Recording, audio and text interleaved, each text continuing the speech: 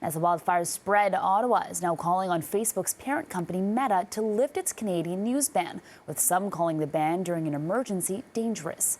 CTV's Peter Sperling reports. Every moment counts as wildfires spread and people are searching to connect to neighbors and news. What you want is access to the news that you need. Meta, Facebook's parent company, started blocking Canadian news on its Facebook and Instagram platforms earlier this month in its response to a federal bill requiring internet giants to pay for news content. Facebook is playing with fire. This professor of communication and media at Carleton University says Meta's decision is irresponsible. When you're rattled and risk, and fire's literally breathing down your neck, you don't need to be fumbling around when you're trying to access news you can use and information. You don't need to encounter that Facebook message on your page saying, news sharing is no longer permitted in Canada. It's us posting something on Facebook or on Instagram and alerting our social network as to an issue.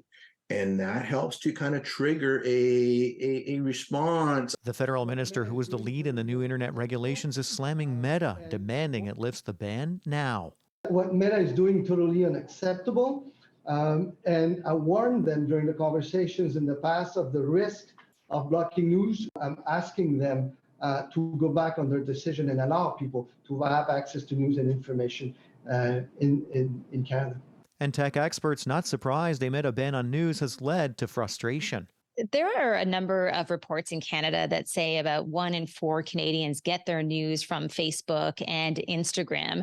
So it is a red flag to see what's happening right now with Meta and knowing that Canadians who are in an emergency situation are unfortunately unable to access breaking and emergency news. We are really talking about public safety, and I do believe that public safety is at risk. In a statement to CTV News Ottawa, Meta, Facebook's parent company, says it is helping by activating what it calls the safety check. It allows people to let their friends and family know they're safe.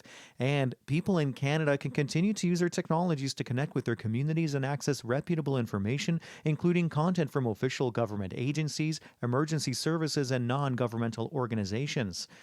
Meta adds that Canadians can continue to access news online by seeking out the websites of news outlets and downloading mobile news apps. Peter Sperling, CTV News.